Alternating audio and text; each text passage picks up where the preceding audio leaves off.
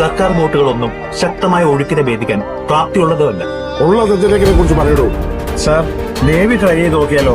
നേവിയും മിലിറ്ററിയും ഒക്കെ നാളെ കൂടെ സജീവമാവും. ഇന്നത്തെ രാത്രി അത് തള്ളിനിൽക്കട്ടെ.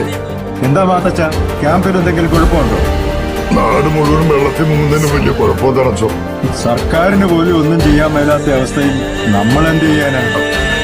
അച്ചോ, ഈ കര നിറഞ്ഞു പൊങ്ങി വരുന്ന സാധനം വെള്ളം തന്നെ ആണല്ലോ. നമ്മൾ ദിവസം കാണുന്ന കടലിലെ വെള്ളത്തിനൊക്കെ വലിയ വെള്ളമൊന്നും അല്ലല്ലോ. ഒരു ഗുഡ് ന്യൂസ് ഉണ്ട്. എന്തായി സാർ? ഇപ്പൊ ഒരു ഫാദർ പറയുന്നു.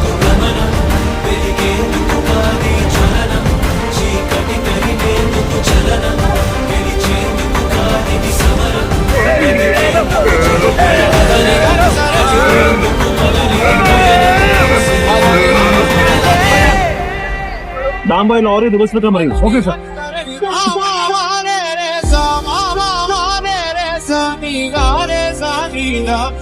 സാറിന് അങ്ങോട്ട്